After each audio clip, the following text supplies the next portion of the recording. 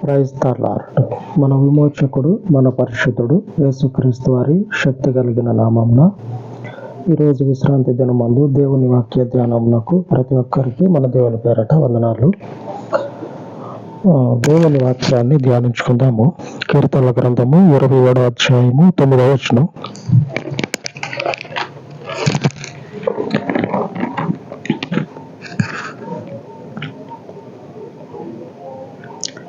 ఈ ముఖము నాకు దాచకుము, కోపము చేత నీ సేవకుని తోలివేయకుము. నా సహాయుడవు నీవే, రక్షణకర్తవగు నా దేవా, నిన్ను దిగనాడకుము, నన్ను విడువకుము. లేఖనం సెలవిస్తూ ఉంది. ఒకసారి లేఖనాన్ని క్షుణ్ణంగా ఒక్కొక్క మాట పక్క తీసిపెట్టి ఆలోచన చేస్తే మనకు ఒక ఆలోచన రావాలి. ఏంటంటే వచనంలో ఉన్నటువంటి అర్థం మన ఆలోచనలోకి తట్టాలి. రక్షణకర్తవగు నా దేవ, నన్ను దిగనాడకము, నన్ను విడువకము. నిజానికి మన ఆలోచనలోకి రావాల్సింది ఏంటంటే, దేవుడు మనల్ని ఎందుకు విడిచిపెడతాడు? సరిగ్గా మనం ఉంటే ఎందుకు విడిచిపెడతాడు? మనకు ఆలోచనలోకి రావాల్సినటువంటి విషయం ఇదే. సరిగ్గా మనం ఉంటే ఎందుకు దేవుడు మనల్ని విడిచిపెడతాడు? మన ఇంట్లో మొదలుకొని బయట బజార్లో దాకా ఆంక్షలు ఉంటాయి. మన ఇంట్లో కూడా ఇలాగే ఉండాలా, కట్టుబాట్లు, ఆంక్షలు ఉంటాయి. బజార్లో కూడా ఆంక్షలు ఉంటాయి. ఇంట్లో ఏంది, కొన్ని పద్ధతులు, వాటి ప్రకారంగా ఆ ఇల్లు అనేది నడుచుకుంటా పోతుంది. బజార్ ఏంది, కొన్ని పద్ధతుల ప్రకారంగా అక్కడ అలాగుంటుంది. వీటిని కనుక మనం ఫాలో కాకపోతే, వీటిని అనుసరించకపోతే ఏమవుతుందంటే, బజార్లో కనుక అనుసరించలేదనుకోండి, వీలు వేస్తారు. ఇక నువ్వు మళ్ళా మా మధ్యలోకి రావద్దని వీలేస్తారు. ఇంట్లో కనుక మనం పాటించాల్సిన నియమాలు పాటించకపోతే బయటకు పంపిస్తారు.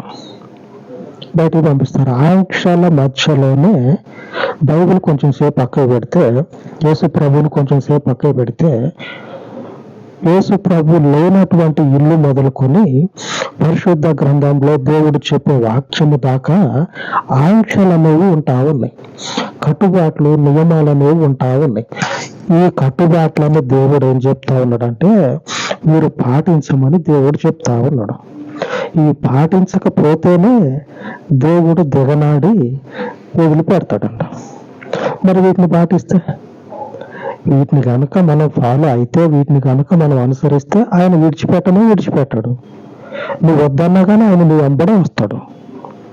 మనుషుడు ఎవరైనా సరే దేవుని ఆజ్ఞలని అనుసరించినట్లయితే వద్దన్నా సరే ఆయన మనతో పాటే ఉంటాడు. ఎందుకంటే ఆయన నీతి అనేది మనలో ఉంది కాబట్టి ఆయన మనల్ని ఏ మాత్రం కూడా వదిలిపెట్టడు. లేఖనాల్లో పదే ఘోషిస్తూ ఉన్నటువంటి సత్యం ఏంటంటే, దేవుని ఆత్మ ఘోషించేటువంటి సత్యం ఏంటంటే ఇదే. ఆయన యొక్క నీతి ఏదై ఉన్నదో దానిని మీరు కలిగి ఉండండి. ఆ నీతిని గనక విడిచిపెట్టారే అనుకోండి, బైబిల్ లేనటువంటి లోకంలో ఉన్నటువంటి మనం చూసేటువంటి కుటుంబంతో పాటు ఈ లోకంలో ఉన్నటువంటి ఆ బజార్ వరకు కూడా ఆంక్షల మధ్యలోనే, కొన్ని కట్టుబాట్ల మధ్యలోనే రోజుల్ని గడుపుతా ఉన్నాయి. మరి అక్కడ ఆంక్షలు ఉన్నప్పుడు ఒక పద్ధతి, ఒక క్రమము, ఒక శ్రేష్టమైనటువంటి మార్గాన్ని నియమించినటువంటి దేవుని యొక్క మార్గంలో కూడా మరి ఖచ్చితంగా ఉంటాయి. మరి లేఖనము సెలవిస్తా ఉంది, నన్ను విడిచిపెట్టవద్దు, నన్ను విడువు కాకు, నన్ను దిగనాడగాకు, ఎందుకంటే రక్షకుడు నీవే కనుక నేను శ్రమల్లో ఉన్నా నేను, నన్ను విడిచిపెట్టగాకు. ఆయనను కాదని ఇరుకులో పడటం ఎందుకు, శ్రమల్లో చిక్కుకోవటం ఎందుకు, నన్ను కాపాడు అని చెప్పినని దేవుని వైపు చేతులు చాపటం ఎందుకు? అసలు ఆయనను విడిచిపెట్టేటువంటి, ఆయనను కాదనుకునేటువంటి ఆలోచన ఏదైతే ఉందో ఆ ఆలోచనని మనం కాదనుకుంటే ఇంత పరిస్థితి రాదు. ఇశ్రాయేలీయులు దేవుని యొక్క వాక్యము చేత, నీతి చేత కడగబడినటువంటి వారు దేవునిని విసర్జిస్తే వాళ్ళకి కూడా ఇటువంటి శ్రమలే ఎదురైనవి కూడా. ఇర్మియా గ్రంథంలో సెలవిస్తా ఉంది దేవుని వాక్యము. కొద్దిమంది మనుషులు వాళ్ళ గురించి రాయబడినటువంటి మాట 43వ ఇర్మియా గ్రంథం 43వ అధ్యాయం 665 పేజీ 665 పేజీ. మనం చూసేటువంటి, మనం రోజు వినేటువంటి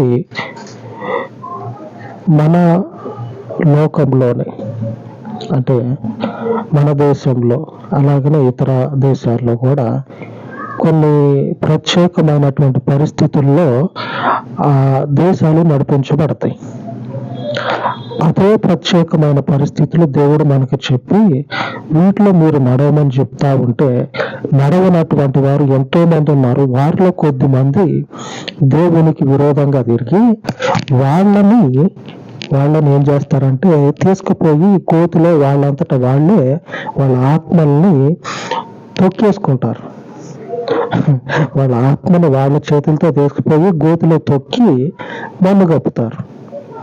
తర్వాత దేవుని వైపు తిరిగి రక్షణకర్తవు నీవే, మమ్మల్ని విడిచిపెట్టొద్దు అని ప్రార్థన చేస్తే రక్షణకర్త కాబట్టే మొదటే చెప్తా ఉన్నాడు, మీ ఆత్మలకి మీ జీవితాలకి ఏది శాశ్వతమో ఏది అశాశ్వతమో ముందే చెప్తా ఉంటే విననటువంటి వారి జీవితాలు ఇలాగనే ముగిసిపోతాయి.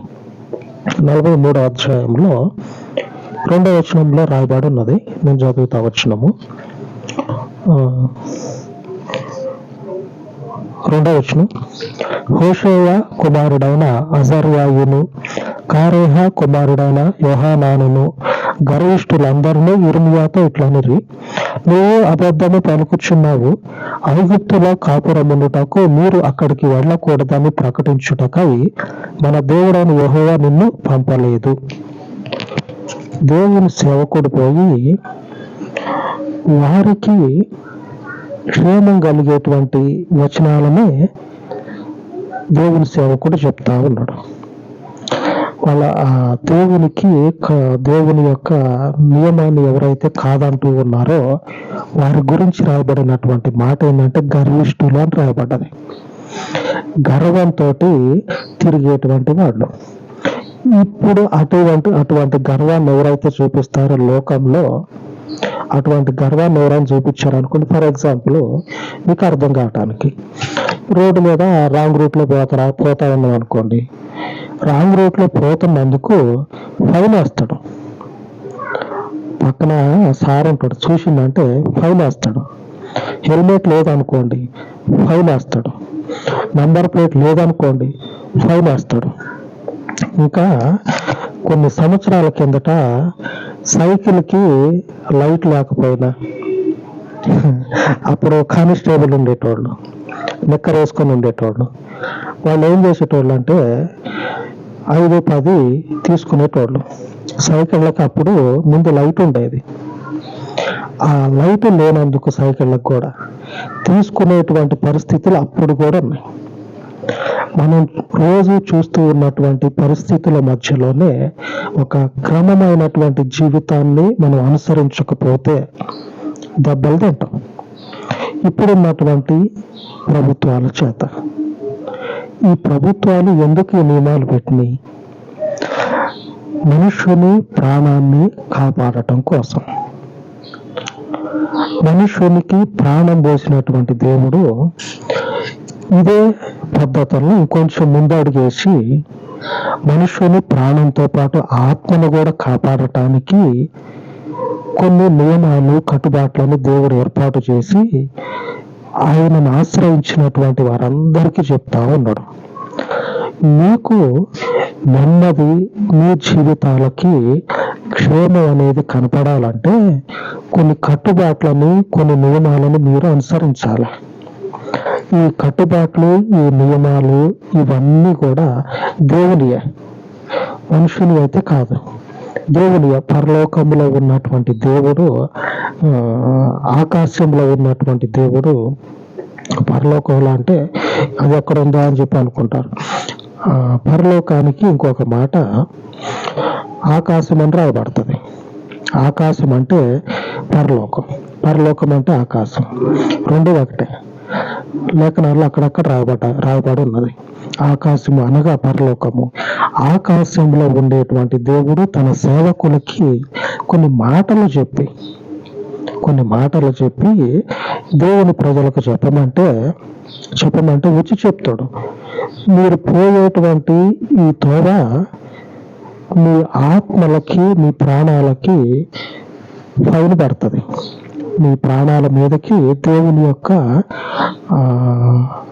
శిక్ష అనేది వచ్చి పడుతుంది. కాబట్టి ఇటు పోవటం మీకు మంచిది కాదు, వద్దు అని చెప్తాడు.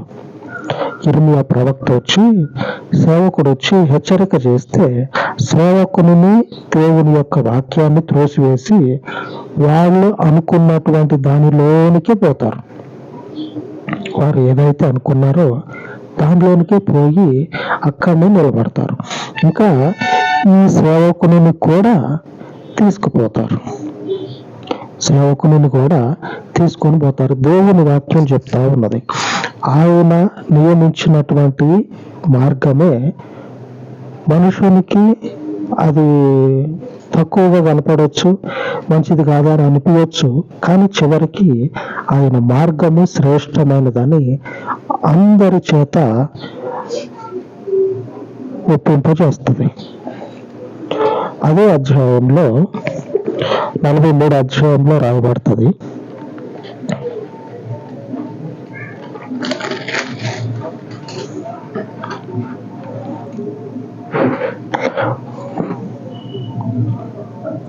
ఏడవ వచనంలో రాయబడి ఉన్నది. ఇర్మియా గ్రంథం పేజీ నంబరు 666 పేజీలు, 66 పేజీలో 7వ వచనం నేను చదువుతా. ఐగుప్తులో ప్రవేశించిరి, వారు తహాపనేసుకు రాగా యెహోవా వాక్కు తహాపనేసులో ఇర్మియాకు ప్రత్యక్షమై ఇలాగు సెలవిచ్చును. నీవు పెద్ద రాళ్లను చేత పట్టుకొని యూదా మనుషులు చూచుచుండగా తహాపనేసులో నిన్న ఫరో నగరు ద్వారముననున్న శిలావరణంలోని సున్నములో వాటిని పాతిపెట్టి జనులకి ఇలాగూ ప్రకటింపుము. ఇశ్రాయేలు దేవుడును సైన్యములకు అధిపతియు నాకు యెహోవా సెలవిచ్చినదేమనగా, ఇదిగో నా దాసుడకు బబులోను రాజైన నెబుకద్నెజరును నేను పిలువనంపించి తీసుకొని వచ్చి నేను పాతిపెట్టిన ఈ రాళ్ల మీద అతని సింహాసనం ఉంచెదను. అతడు రత్న కంబళిని వాటి మీదనే వేయించును. దేవుడు చెప్తా ఉన్నాడు, మీరు నేను చెప్పినటువంటి ఈ నియమాలు, నేను మీకు ఇచ్చినటువంటి ఒక పనిని, ఒక బాధ్యతను మీరు విస్మరించారు. కాబట్టి మీకు జరిగేది ఏంటంటే ఆ పక్క దేశంలో ఉన్న రాజు ఈడకు వస్తాడు అని చెప్తా ఉన్నాడు. దేవుడు ఆ పక్క దేశంలో ఉన్నటువంటి రాజు ఈడకు వస్తాడు అని చెప్పి నేను అంటా ఉండు. అంటే కొంచెం ఆలోచన ఉన్నటువంటి వాళ్ళు అదిరిపడతారు. ఎందుకంటే పక్క దేశంలో ఉండే రాజు మన దేశానికి రావటం ఏంది, పాలు పండ్లు అవి తీసుకొచ్చి మనకి ఏమైనా సన్మానం చేస్తాడా? దేవుడు చెప్తా ఉన్నాడు, పక్క దేశంలో ఉన్నటువంటి రాజు మన దేశానికి రావటం ఏంది, అది కూడా దేవుని మాటని ధిక్కరించి పోయినప్పుడు ఈ మాట దేవుడు మనకు చేయటం ఏంది అని ఆలోచన చేస్తే వాళ్ళు ఎందుకు అదిరిపడ్డారంటే, కొద్దిమంది ఆలోచన చేసిన వాళ్ళు ఆ దేశాలు అప్పుడు యుద్ధాలకు పోయాయి కదా. ఆ పక్క దేశం రాజు మన దేశం మీదకి వస్తుందంటే వీడు యుద్ధానికే వచ్చేది. సన్మానం చేయడానికి కాదు, లేకపోతే మంచి చెడు విచారించడానికి కాదు. ఆ పక్క దేశం వాడు వచ్చిందంటే ఆ రాజు యుద్ధానికే వస్తాడు. దేవుడే చెప్తా ఉన్నాడు, నేను పిలుస్తా మనుష్యుణ్ణి. ఎందుకు పిలుస్తా అని చెప్తా ఉన్నాడు అంటే వీళ్ళని ఆ రాజు చేతికి అప్పచెప్పటానికి. మనకి ఎదురుపడేటువంటి రోజు పరిస్థితుల్లో ఫైలుని తప్పించుకోలేము. అలాగనే మనకున్నటువంటి ఈ చట్టాల ద్వారా వచ్చేటువంటి శిక్షలను కూడా తప్పించుకోలేము. తప్పు చేస్తే దేవుడు కూడా వేసినటువంటి శిక్ష నుంచి వాళ్ళు తప్పించుకోలేకపోయారు. దేవుని వాక్యము ఏమని చెప్తా ఉన్నదంటే క్రొత్త నిబంధన గ్రంథంలో ఆనాడు ఎప్పుడో పూర్వకాలంలో ఆనాడు జరిగినటువంటి మాటని యేసు ప్రభు వారు మళ్ళా చెప్తా ఉన్నాడు. మరలా అదే విషయాన్ని ప్రస్తావిస్తా ఉన్నాడు. ఎక్కడంటే లూకాసు వార్త 9వ అధ్యాయము చివరి వచనం, పేజీ నంబర్ 61. చివరి వచనం అనగా 62వ వచనం.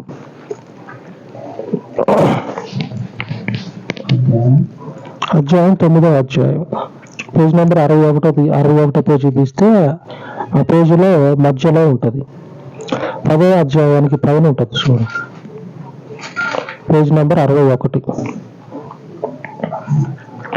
నేను చదువుతా. యేసు నాగటి మీద చెయ్యి పెట్టి వెనుక తట్టు చూచు వాడెవడును దేవుని రాజ్యమునకు పాత్రుడు కాడని వారితో చెప్పాను. యేసు అనేటువంటి మాట ఎందుకు రాయబడదంటే యేసు ప్రభు వారు ఈ మాటను చెప్తా ఉన్నాడు. ఆ మాటకి ముందు యేసు అని ఉంటది. అంటే అర్థం ఏంటంటే ఆ తర్వాత రాయబడినటువంటి మాట వారు చెప్పారు అని అర్థం. యేసు చెప్తా ఉన్నాడు, నాగలి మీద చేపెట్టి తిరిగి మరలా వెనక్కి చూసేటువంటి మనుషుడు. అంటే ఒక పనికి మనం నియమించబడ్డాం. ఇదే పనిలో మనం ముందుకి వెళ్ళాల, వెనక్కి తిరగకూడదు. ఆనాడు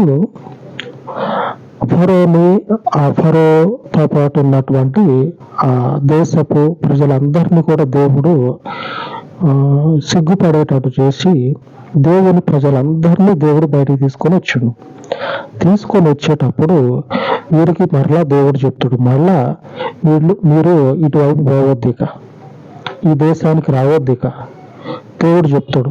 దేవుడు ఆ ప్రాంతం నుంచి తీసుకొని వస్తా దేవుని ప్రజలకు చెప్తాడు, తిరిగి మరలా మీరు ఇటువైపు రావద్దు అని చెప్పి తీసుకొని వస్తాడు. వచ్చిన కొన్ని వేల సంవత్సరాలకి మరలా అదే బాట పడతారు. అందుకే దేవుడు ఇర్మియాతోటి వాళ్ళు వెళ్తారు అని ఆలోచన చేసినప్పుడు ఇర్మియాతోటి దేవుడు చెప్తాడు, మీరు అటు వెళ్ళొద్దు అని చెప్పానంటే అక్కడున్నటువంటి గర్విష్ఠులు ఉంటారుగా, వాళ్ళందరూ ఏమంటారంటే దేవుడు నీకు అసలు చెప్పలే మేము పోతాం అని చెప్పినని దేవునికి ఎదురు తిరుగుతారు. ఇంటిలో ఉన్నటువంటి మనుష్యుడు, బజార్లో ఉన్నటువంటి మనుష్యుడు అక్కడ ఉన్నటువంటి ఆ నియమాలు ఏవైతే ఉంటాయో వాటికి లోబడి ఉంటేనే నెమ్మదిగా ఉంటాడు. ఎదురు తిరిగితే శిక్షను అనుభవించక తప్పదు. దేవుని వాక్యము చెప్తా ఉన్నది, మనలని విడనాడేటువంటి దేవుడు కానే కాదు. ఆయన ఎప్పుడు విడనాడతాడంటే, ఎప్పుడు విడిచిపెడతాడంటే, ఎప్పుడు దిగనాడతాడంటే ఆయన నియమించినటువంటి నియమాలను విసర్జించినప్పుడు, ఆ నియమాలకు మనము లోబడకపోతే అప్పుడు మన జీవితాలు ఏమైతాయి అంటే శాపాలలో నిలువున మనకు తెలిసినటువంటి నాశన కోపాలలో పడి అలాగనే పాతాళానికి దిగిపోతాయి. దేవుని వాక్యం చెప్తా ఉన్నది. ఈ వాక్యము యేసుని అనుసరించే ప్రతి ఒక్కరికి వర్తిస్తుంది. వాగ్దానం మనం తీసుకునేది ఎవరైతే తీసుకుంటారో వాళ్ళకే అని మనం అనుకుంటూ వాళ్ళకే చెందుతుంది వాగ్దానం. కానీ ఈ మాట యేసు ప్రభు యొక్క అడుగు జాడల్లో నడిచే ప్రతి ఒక్కరు కూడా బాప్టిస్మము లేకపోయినా సరే, బాప్టిజం ఉంటే ఇక అటు మనుషులకి ఈ మాట ఇక రోజు లేచి నుదుటి మీద రాసుకొని చూడాలి, ఇది నాకే సంబంధించిందని. బాప్టిజం తీసుకున్నటువంటి వారు ఉంటారు కదా, వాళ్ళకి కూడా ఈ మాట వర్తిస్తుంది. వెనుకటి పరిస్థితుల్లోకి మీరు పోవద్దు. పోయారు అనుకోండి, ఆయన విడిచిపెట్టేటువంటి దిగనాడేటువంటి పరిస్థితులు మనకు ఎదురవుతాయి.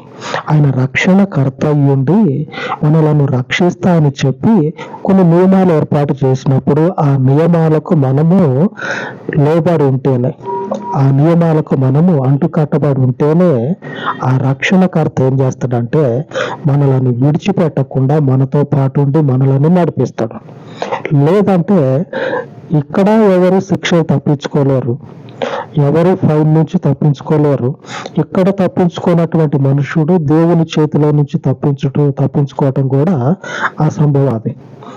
ఇప్పుడున్నటువంటి ఈ మనుషుల మధ్యలోనే ఈ కెమెరాల నుంచి తప్పించుకున్న మనుషుడు, కనపడనటువంటి కెమెరా ఉంది ఒకటి, దేవుడు చూస్తా ఉన్నాడు. ఆ కెమెరా నుంచి, ఆ దేవుని యొక్క కనుచూపు నుంచి తప్పించుకోవటం అసంభవాది. వెనుక తట్టు చూసి ఇశ్రాయేలీయులైనటువంటి వారు దేవుని యొక్క శాపం కాదు, కానీ వారికై వారు మొదట్లో మనం చెప్పుకున్నాం కదా, గుంట తీశారు. తీసిన గుంటలో వాళ్ళ ఆత్మను వాళ్ళే పెట్టేసి వాళ్ళు పోసుకున్నారు. వద్దని చెప్పినటువంటి దానిని పాటించటం వల్ల, అనుసరించటం వల్ల వాళ్ళకి ఎదురుపడింది ఏంటంటే శిక్ష ఎదురుపడ్డది.